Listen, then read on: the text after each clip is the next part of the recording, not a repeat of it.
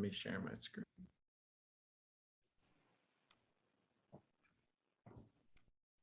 All right, can you guys see my screen? Yes. Sweet. Okay, so a little bit about me. I am the managing director for Tailwind, which is a new accelerator in Utah. Our first cohort's going live hopefully December 1st. Super excited about that. We raised about a $2 million fund, and we're hoping to bring on 5 to 7 companies to get started. And then I'm also the executive director for Park City Angels. So if you are a Utah company or know a Utah company that's raising capital, please send them our way. We'd love to get to know every company in Utah that is thinking about or actively seeking capital. And then to go backwards a little bit, I manage the Mill, which is basically a co-working space attached with the goal of accelerating companies. And every month we would meet with about 40-ish companies, however many were in the building, and really try and get them to grow. And one of the things that I noticed early on was the companies who were really clear at setting goals were the most successful. And I really want to walk you guys through what that looks like. We always hear about goals, and then when we go to do it, we typically suck at it. And so I want to give you guys some ideas on how to do that. And then I'm working with Taylor on a project, and I want to show you how I set up a 90-day plan that's based off of the concepts of goals. And so with that, let's just get going. And feel free to ask questions throughout the whole thing. So like I said, I think goals are the key to success in any business. And the reason for that is goals help you focus your attention. So everybody in the whole organization knows what you're working on. You know what you're working on if you're doing it by yourself. It helps you organize your time. So you can always just kind of ask yourself, like, is what I'm doing right now aligning to accomplishing the goal that we've set out? And then it allows for measurement of benchmarks or milestones or KPIs, which stands for key performance indicators. There's lots of names for this, but they're all relatively the same thing. And so you can keep track. It's easy to know if you're going to achieve it or not, if there's a number attached to it. And we'll cover that briefly. And so what is a goal? A goal is the desired result that a person plans and commits to achieve. And I really like this idea of plan and commit, because sometimes we just throw things out there like, I'm going to be a billionaire. And there's no real plan attached to that. And it's more of a dream than it is a goal. And so in order to remove it from this dream status, you really have to focus on this idea of one thing. So the one thing that you're putting the majority of your effort towards to accomplish. And that's really what we're going to be focusing on. Or I hope you guys take away from this, is that it's one thing that you're going to do. And so you may have seen this acronym if you've been in any kind of leadership thing, but SMART is what they're doing. And there's some other things they've added to it since then, but it's specific, like who, what, when, where, and why. Is it measurable? So you can really tell if it's accomplished, like you're going to get 5 things or 9 things or 1 thing. It's got to be achievable, meaning like with your current resources, you can do it. So for example, I was listening to a pitch the other day about a new VR app that they're hoping to get a prescription for. Is that an achievable goal? There's about 100 things that need to go right in order for that to happen. Is it possible? Sure, but there's a lot of things that are outside of someone's control. So the reality of that happening is very, very low. Not saying it won't happen, but it's very low. So is it achievable with your current access to resources? And so, for example, if you need $5,000 to buy something and you've got $2 in the bank, then it's not an achievable goal. Is it relevant? And this is going to go back to the mission of the company. So does it make sense for where you're trying to go with the company? And then timely, you got to put a time on it, whether that's a day, a week, a month. And we're going to be talking about a 90-day kind of plan. So what we'll break that down into is 3 30-day plans. And then within that, you're going to have weekly objectives as well. So that's kind of how to think about putting together the tone of a goal. And so here's some common mistakes. There's this conflicting idea between your identity and purpose. And what that means is if, for example, if you're a plumber and you really want to get more sales and you're like, I'm going to increase my social posts. That's a great goal if you're going to put, 50 social media posts out there. But like, is that really going to help you long term with your clients that are needing plumbing? I'm not sure. You can run the numbers, but the odds are those are misaligned. And so it's making sure that that identity and purpose are aligned. Another big mistake is this idea of tasks versus goals. For example, like I do the zero inbox thing, which means I try and make sure there's no emails in my inbox. And so that's just a task. That's something that happens every single day. And it's not like I wake up and I'm like, my goal for the day is zero inbox. It's just something that has to happen. A goal is a much greater thing that's going to move the organization forward. The third one here is setting goals you don't control. So for example, we're going to get, and there's an example in this, but like we're going to get 6 sales today. Well, you really can't control that. That's on someone else's thing to say yes, even though we use that one a lot. But you really can't control that because it's outcome focused. Really what you want to control is what you are trying to do. And so you can adjust some things. And a lot of the times these two get confused, and I'm going to break that rule a little bit, but you're going to see how they align in a way. This is a really big one, is focusing on what you don't want. So a lot of people will be like, well, I don't want to not make my next payment, or I don't want to do something. And they focus on the negative, which for whatever reason tends to like come true if you keep thinking about it. So making sure that your goals are always positive, always heading towards the direction that you want. Like, we're going to have 50 grand in the bank. Like, those are the good things that you want. Being too general happens too. Like, for example, like, we are going to grow. Like, that is not a goal. Nobody knows what that means. And so being too general happens way more than you would think. And then this last one is lacking realism. So being in the venture side of things, we see a lot of people putting financial projections. And like, for example, one guy I met the other day was like, we're going to have $250 million in sales in 2 years. And I'm like, sure you are. So that's an idea of just lacking realism. So let me show you some examples. Like, so here's some bad examples and some better. Obviously, I didn't say these were good because they can always use improvement. But like, here's some sales ones. Just grow sales. So this is too generic. Sales was an outcomes of actions, and it's not specific. So what you could do better would be, in the next 6 months, I will gain 5 new customers in Utah. So, and you can even add more to that, saying that, on average, those will be worth about 100 grand a piece. So you can get very specific on what you're trying to accomplish, because that's going to help you dictate what you're going to do. Another one would be generate more leads for sales. More isn't measurable. So if you're using these like grow or more, think to yourself, convert that more into a number. So again, in the next 6 months, I will increase monthly leads to 200. What this does for you is it lets you see and look at all the efforts you're doing.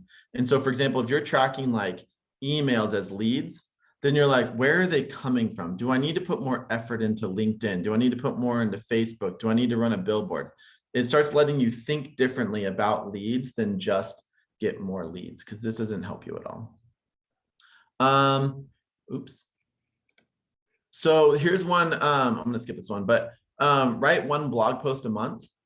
This is actually not a bad one. It's well written, but it's kind of irrelevant to maybe the business. And I mentioned plumbers, and this happens quite a bit. Like, is blogging as a plumber that important? This is more of a task than a goal, right? So what you'd want to do is really shift this to be more aligned with the lead generation, right? So in the next 6 months, I will increase monthly leads to 200 from our blog. If you decided that the blog was the way that you're generating leads and that's working for you, then you want to put more effort towards it and try and increase the leads from it. That's really the idea of this sentence versus this one. And this one happens all the time. So we're going to launch a new website.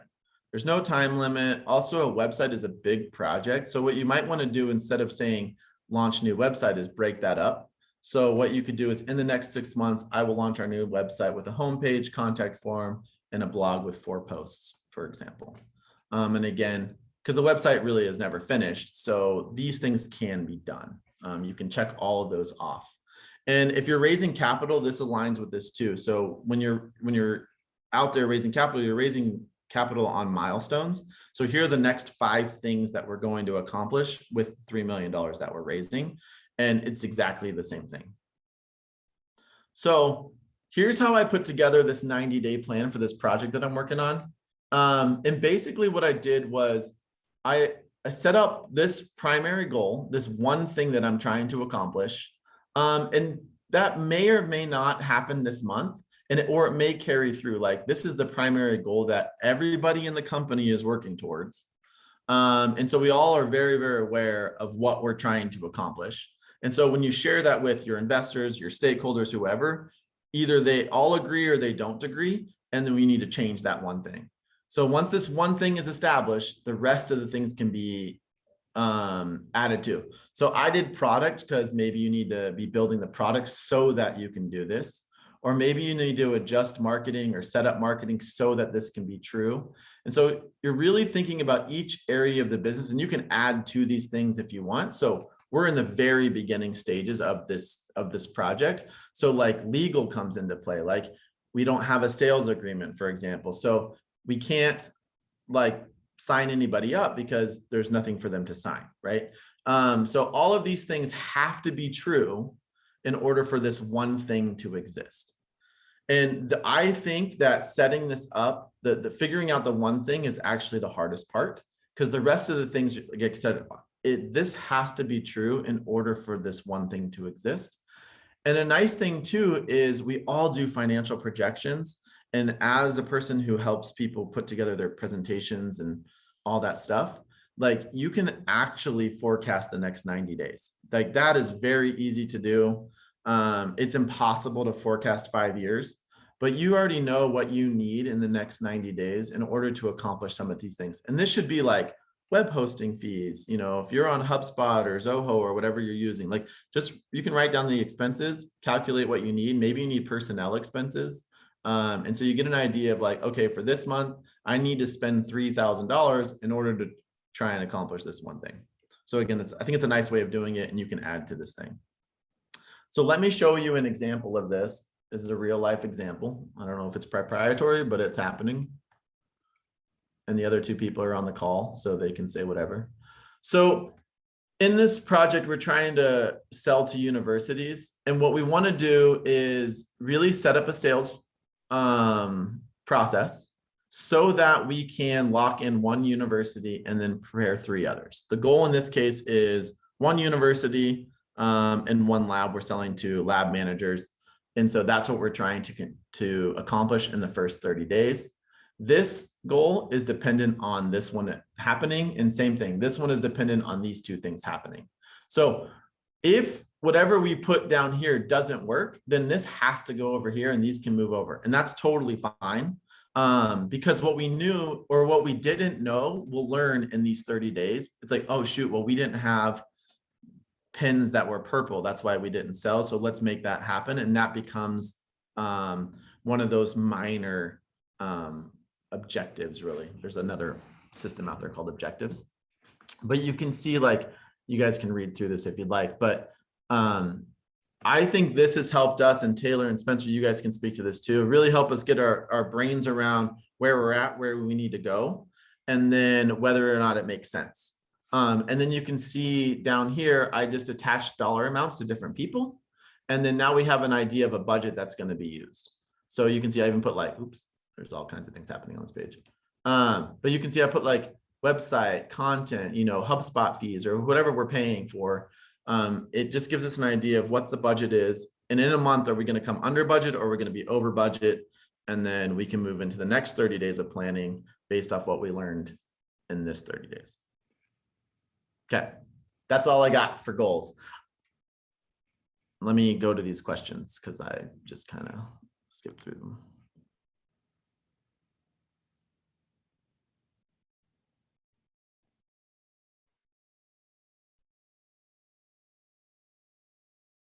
So the question one is, I get 5 new customers in Utah. Even these are outcome focused. So these goals should be more task focused, right? They really should be what you are focused on, right? So for example, I use this one because people really focus on sales, and sales is the core to the company. But really what it should be is, I'm going to reach out to 100 prospects. That's my first lead generation thing that I'm going to do. And then what you're mapping over time is, did from that 100 lead to 5 sales? And your answer is yes or no. And so then you're like, well, shoot, my real new target then is to, the goal really becomes understand your sales pipeline. So next week, I'm going to do 200 because maybe I need to do 200 to get 5. That's really the way that turns out. I hope that makes sense. Tim, how often should you revisit your goals and make sure they are still smart? Always. I think if there's a primary objective, that one should not change. But the ones in between, in order to get that one. So for example, like we're using this one university, one lab. If everyone's agreeing on that, I mean, that's really the first thing that has to happen. Then it really aligns your objectives. For example, like I've heard like some companies, it's like, we need to be a 5-star company or whatever. So it's like, how can we get that number? Or like, okay, here's an example. My brother works for an insurance company, and if their star rating is like 4.6, they increase sales and customer satisfaction by like 300%. So their goal is, and it's 4.8 star rating or whatever the number is. Okay, what do we need to do in order to make that happen? It's like, respond to emails as fast as possible, right? So now you can track that. Like you have to respond to an email in less than 30 seconds. I mean, these are more task driven, but they all lead to this higher objective goal. Does that make sense, Taylor? Yeah. How often should you pivot your costs associated with what has to be true in the 90-day plans? I think in this one, you should be doing it like, you set up for 90, but then you should just go back and edit every month. So to see how far you were off, because especially if you're in a startup company, cash is king and you want to make sure your cash flow is pretty good. But realistically, if you're projecting, I think every maybe 90 to 180, what's that, 6 months? There's so much learning that has to happen in that 90 days that I don't really think you can plan much out of 90, or I mean, yeah, so 90 and 180. What tools? Right now we're using Google Sheets. So that's super simple and you can share it. I'm listening to the book, The One Thing in Essentialism. They just say what you're saying, setting goals and focusing. I mean, that's where I took the one thing mentality. It is too many people have multiple things happening in their company, and they're not aligned at all. And I've seen really a lot of people set multiple goals that are actually opposite directions of each other. And it's like, well, if you spend your time calling plumbing people, but you selling, you know, I don't even know, phones, like, and they're not buying, like, what are you doing? Right? Like, it doesn't, they're just not connected at all. And I think when you're able to actually take a step back and put your goal out there, then you can really align every decision you're making towards that one thing.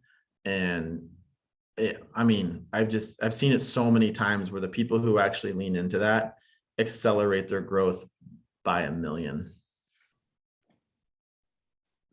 Do you typically make your 90-day plans top down from a strategic vision or bottom up based on what's achievable? I always do top down because again, you have to have something to align to. Like there's no way to come up with a minor objective if you aren't aligned to a major objective. And sometimes within that, you have other things that you have to do, but they that aren't necessarily aligned to like the overall goal. But you could, like, for example, you're like, oh, I need to get my LinkedIn updated, right? Or something like that. That's like a personal thing. But, you know, there's other things that just have to happen. Like you got to get your taxes done and you got to do some other things that just kind of pop up once in a while. But they may not be aligned to the objective, but they just need to get done. That's like a task. That makes sense. Hey, Tim, how much time do you see the teams and the groups that you work with? How much time do you see them spending leading up to establishing these goals and kind of putting structure around that? What's your experience like with that? Yeah, not enough. So what ends up happening, so when I was at the mill, we were meeting with these companies once a month, and I did the same kind of presentation that I did with them, did with you guys, and most of them just kind of ignore it. And then when they do finally, I'm like, what's the goal? What's the goal? What are you trying to accomplish? And they'll be like, oh, we want to grow sales. And I'm like, that's not a goal. That's a dream. And so a lot of times it was coaching them to even really adopt that as a plan. And so the ones who really do it, like, I mean, like, for example, this project, this one really took, I don't know, maybe about a month of kind of like iterating to get to a point where it's like really clean and crisp, right? One university, one lab is what we're using internally. And if you were to join our team and I said, hey, Jim, you know, our goal is one university, one lab every single month. And you'd be like, what do I need to do? Right? Like, we know what we all are trying to accomplish. You know, like some people will put like visually, like, all the people that they've helped, right? Like on the wall, or you can visualize certain ways of doing it. And I think that's kind of the next iteration of this. Well, and the reason I asked the question is because I work with companies on OKR and goal setting as well. And it's funny that you would think that most people are aligned, that we all read the same mission and vision statements, but they all can be interpreted in so many different ways. And I've found that aligning on really where the teams are going and those goal setting metrics, it's a lot more challenging than you would think. And that's why I asked the question. I appreciate the answer. Yeah, no, I agree. I mean, some people get it right away and they just kind of can see the thing, and others are like, I have it. And you're like, that's not it. Like, I'm not excited right now. So yeah. Okay, what's the next one here?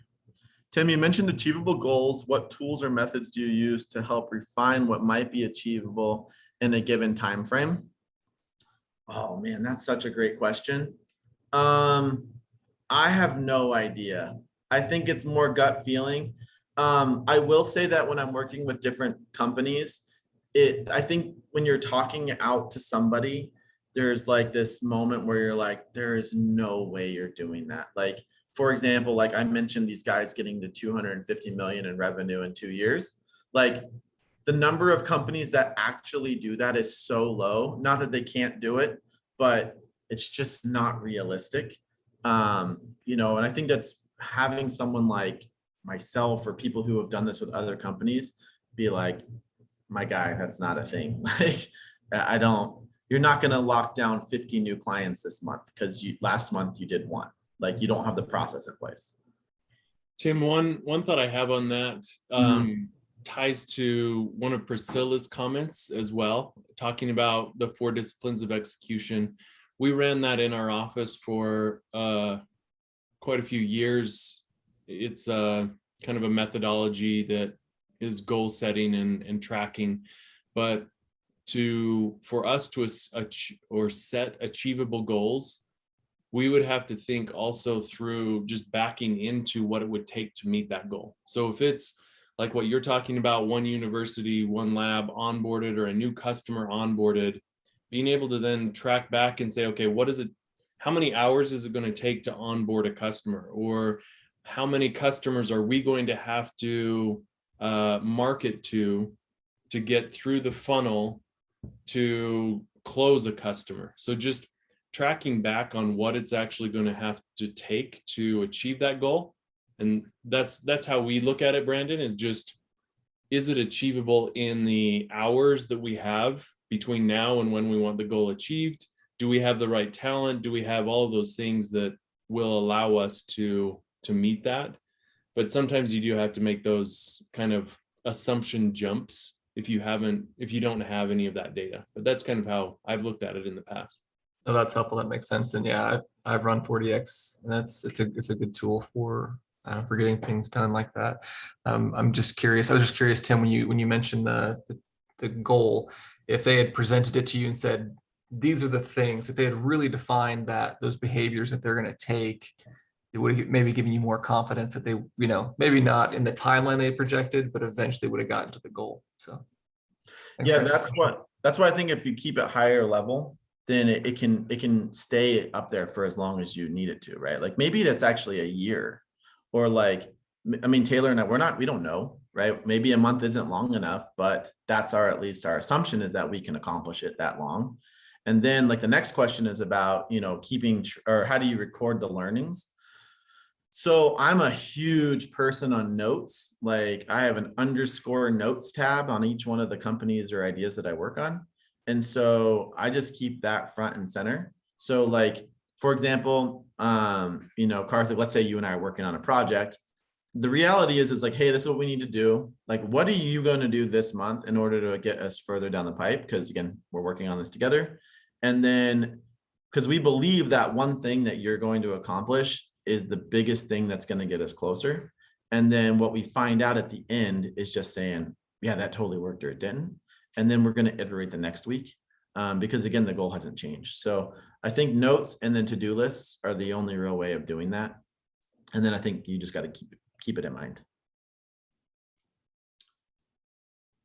Tim, a couple of questions that are in the chat, and then I also want to make sure that we hit Bart's question here. But for solo entrepreneurs or very early stage entrepreneurs, do you have any suggestions on that stage of setting goals and how to look at that? I mean, I called out a few in the LinkedIn post for today that I think are just kicking things off and starting. But as I look through this group, there are a handful more that I know are in the early stages of their companies. Like I know Brenda is just killing it with what she's doing.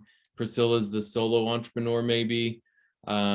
Casey's doing something. I mean, you've been around doing your thing for a while, Casey, but at an early stage, Tim, do you have suggestions on how to frame or craft the goals?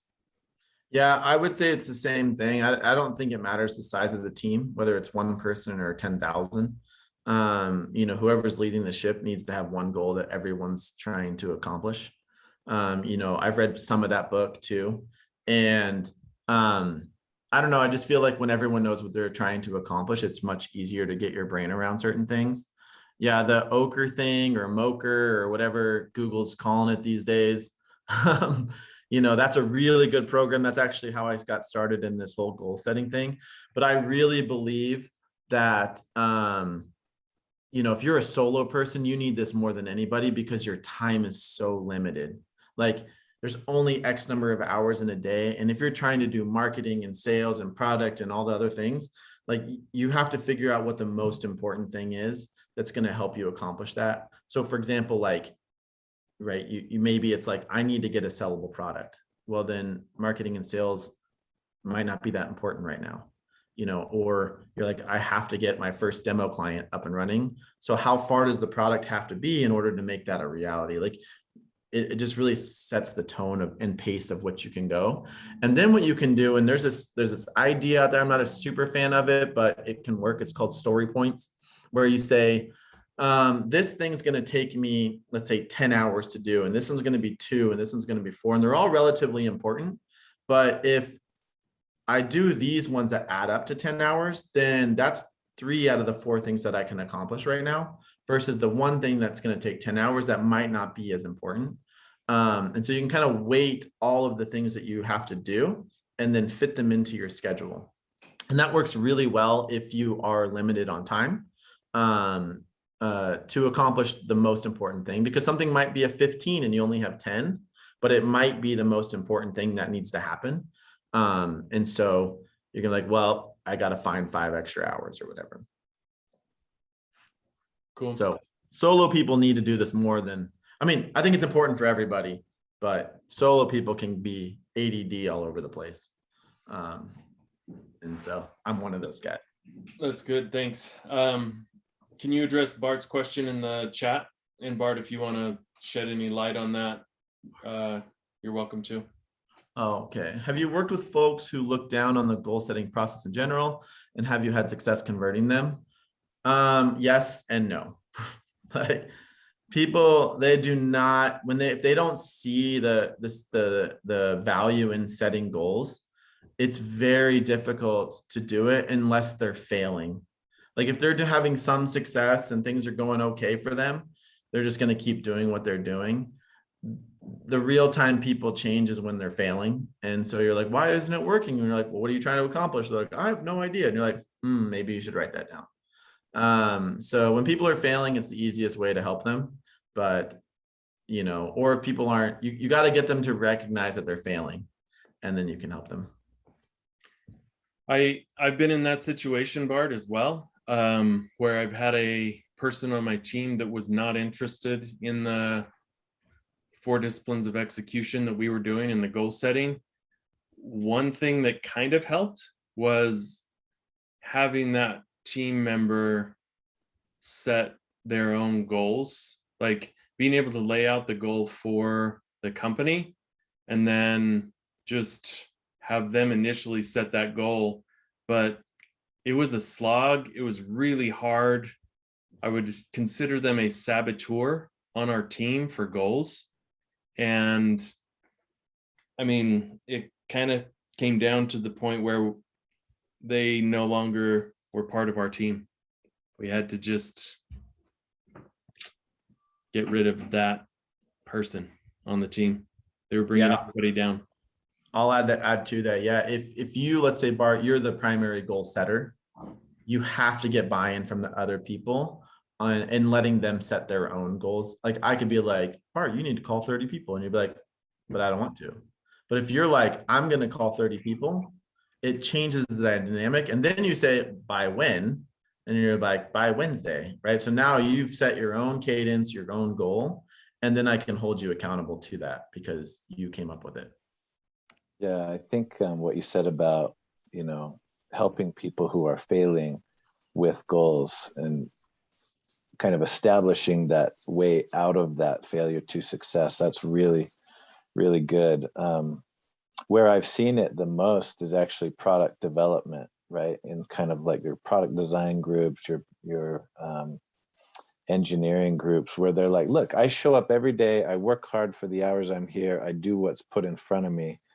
And they're like, I'm not setting goals around that as much as I'm just coming and working hard. And as long as, like you said, as long as they're doing a good job, it's worked out to have someone who interprets, or who, like a manager level, VP level, who does the goal setting and doesn't make them worry about it, right? They just interpret, or a project manager or something. So that's another way that you potentially kind of get around it. But ultimately, I agree with Taylor, what you said, like ultimately you need everyone to be in line with goal setting to some degree. And ideally it's coming from them to some degree as well, so they have a sense of ownership.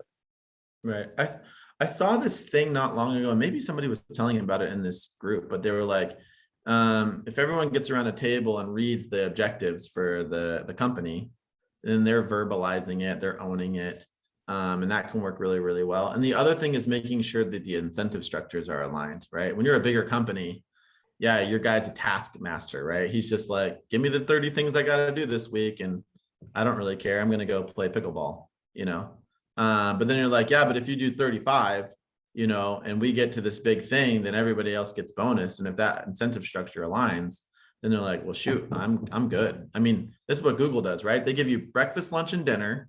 But dinner's at like 7 p.m. or 8 p.m. because they want you to stay, And so if food is your incentive, then what are you going to do for 2 hours? You're just going to keep working, And so, making sure the incentives, that's a big one, especially that's way bigger. When you're little, you can't afford incentive structure, right? It's like equity or, I just need you to hustle. Right.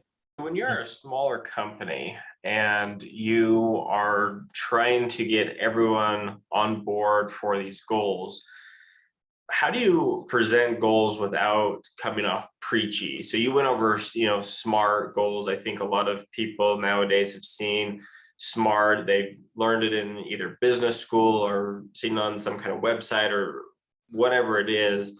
So how do you get them excited about creating specific goals or SMART goals, and yet not come off as like overbearing or preachy about it, that they really take ownership of it? Yeah, so I think the best thing you can do is be flexible in the goal setting process. So there's a book called Creativity Inc. It's about the process for Pixel and how, or not Pixel, yeah, Pixar. How Pixar puts together a movie. And what they have is this, it's a trust factor, right? So everyone comes up with an idea and it's one person's job to make a decision. So if you're putting out a goal and you're getting a lot of pushback from it, the odds are is you might be wrong, right? So if you're listening and being like, okay, guys, here's where I'm thinking about this goal that I want to achieve over the next however long, like, I really want your feedback, like, I really want you to press me on this. Is it not achievable? Is it not a thing? And then let's talk about it over the next however long. And then at the end of the day, like, you have to set that objective. But I think if you got that buy-in and trust from people early on, then they're already adopting the goal as their own because they helped create it. Awesome. Tim, thanks so much. We're at the end of our time for today, but this has been fantastic. I will post my notes and the recording of this video online, and so feel free to share it when you see the video get posted. Tim, do you have any parting thoughts for the group before we end? No, keep crushing. I like this group. Okay, fantastic. Well, thanks everybody for joining. We'll see you next week. We've got Eric Espinoza from Coconut VA, who's going to talk to us about how to take a laptopless vacation while you're running your business. So Lies. It's lies. Bring your mobile phone. Yeah.